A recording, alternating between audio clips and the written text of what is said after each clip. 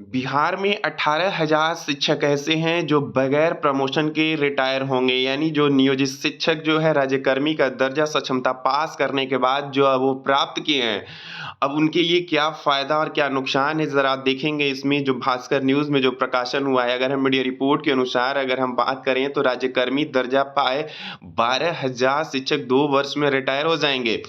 अब जो ये कह रहे हैं कि 10 से 18 साल तक पढ़ाने के बाद जो है 1,87,000 शिक्षक राज्यकर्मी जो बने हैं, इनमें 12,000 ऐसे शिक्षक हैं जो 2 वर्ष के अंदर रिटायर हो जाएँगे। करीब 100 शिक्षक तो ऐसे हैं जिनकी सेवा अगले साल जुलाई में समाप्त हो जाएगी।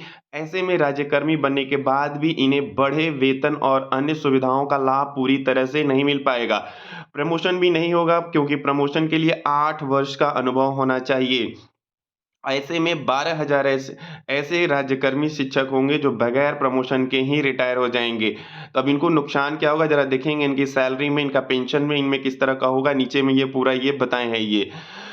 सक्षमता पास जो है परीक्षा पास शिक्षकों की नियुक्ति बतौर राज्यकर्मी नई मानी जाएगी और इन उनके अनुभव की गिनती अब शून्य हो जाएगी। यानी अब उनका जो है अनुभव भी जो यहाँ पे काउंटिंग नहीं होगा। इस शिक्षक इसका जो है विरोध कर रहे हैं, शिक्षकों की माँग है कि उनके अनुभव को भी काउंट किया जाए। इस संबंध में मोतिहारी में कार्यरत विनीत कुमार का कहना है कि प्रधानाचार्य पद के लिए नियुक्ति के दौरान अनुभव की गिनती भी की गई थी।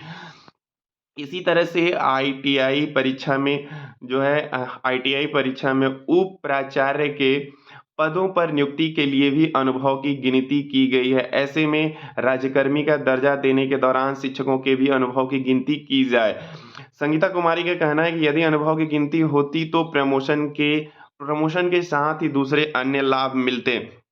ये सब सारी चीज़ें जो है यहाँ पे जो निकल के आ रही है इसमें जब अब ये जो कह रहे हैं कि राज्यकर्मी बनने के बाद नई नियुक्ति और अनुभव की गिनती जो शून्य होगी तो उसमें ज़रा आप देखेंगे कि राज्यकर्मी बनने के बाद क्या फ़ायदा होगा।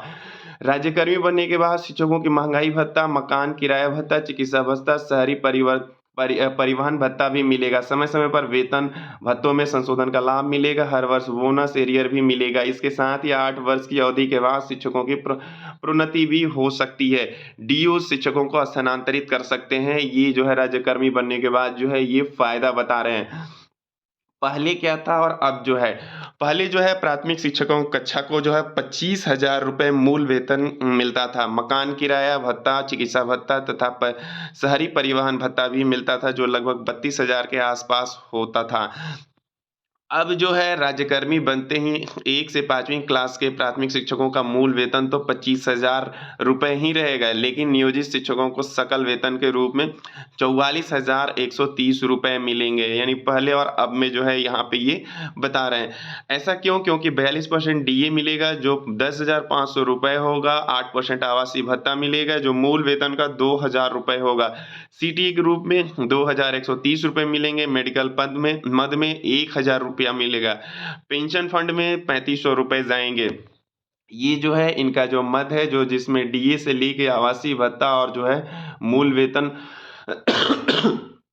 के सीटीए के रूप में जो है और मेडिकल से संबंधित पेंशन फंड में जो राशि का जो इसमें अंशदान जो जाएगा, ये जो यहाँ पे ये शो कर रहे हैं। अब जो है ये यहाँ देखिए शिक्षा मंत्री क्या कह रहे हैं कि शिक्षकों को राज्यकर्मी की जो सुविधा जो मिलेगी सक्षमता परीक्षा पास शिक्षकों को नियुक्ति पत्र जो है दिया गया है, उन्हें राज्यकर्मी का दर्जा दिया गया है। ऐसे में उन्हें राज्यकर्मी के मुताबिक सभी सुविधाएँ दी जाएगी जो राज्य कर्मचारी को जो बीपीएससी से नियुक्त जो शिक्षक हैं उनके जो है समकक्ष सभी सुविधाएँ जो है यहाँ पे कह रहे हैं ये मिलेगी, यानी जो राज्यकर्मी का दर्जा इनको के मुताबिक सभी सुविधाएँ दी जाएगी। अब जो है अध्यक्ष जो क्या कर रहे हैं जो शिक्षा संघ के हैं कि राज्यकर्मियों की नियुक्ति के दौरान उनके अनुभव को भी जोड़ा जाए। मांग कर रहे हैं क्योंकि वह बिहार सरकार के स्कूल में ही शिक्षक थे और उनकी नियुक्ति भी शिक्षक के पद पर हुई थी। अनुभव जोड़ने से रिटायरमेंट से पहले प्रमोशन के साथ ही अन्य मद में पैसे मिलेंगे। अब यहाँ पे कब कम समय तक राज्यकर्मी रहे शिक्षकों को जो है अब ये नुकसान इसमें क्या है, इसमें नुकसान को भी दर्शाया गया है। ज़रा इसमें देखेंगे पहला जो है पेंशन में कटौती इसमें कम जो होगा, रिटायरमेंट के बाद जो है पैसा कम मिलेगा। ऑब्वियसली अगर उनका जो सेवा काल अगर कम रहेगा तो कम ही उनकी जो है कटौती भी रहेगी, क्योंकि कम समय तक ही राज्यकर्मी का इनको जो है इनका कार्यकाल रहेगा। दूसरा जो है प्रमोशन नहीं होगा क्योंकि प्रमोशन के लिए 8 साल की सेवा ज़रूरी है। तीसरा जो है रिटायर होने वाले शिक्षकों का केवल एक बार ही वेतन बढ़ेगा।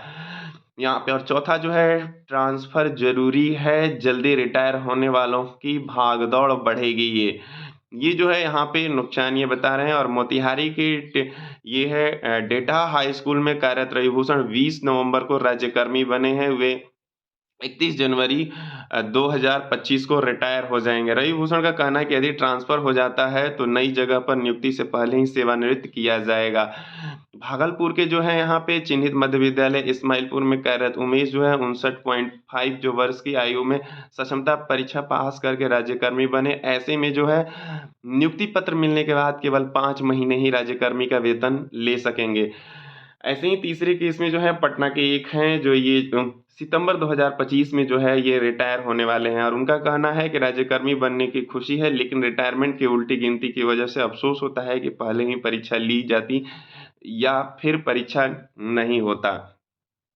ये जो है इसके फ़ायदे और नुकसान जो है यहाँ पे जो है न्यूज़ रिपोर्ट में जो है प्रकाशन हुआ है। तो मैंने सोचा कि मैं आप लोगों के सामने जो है इसके नुकसान और फ़ायदे जो इसमें दिया हुआ है मैं इसको ये बताऊँ मैं, ये आप अपने दोस्त मित्रों को आप शेयर कर दीजिए। फिर मिलते हैं एक नई रिपोर्ट के साथ, एक नई जानकारी के साथ, तब तक के लिए नमस्कार।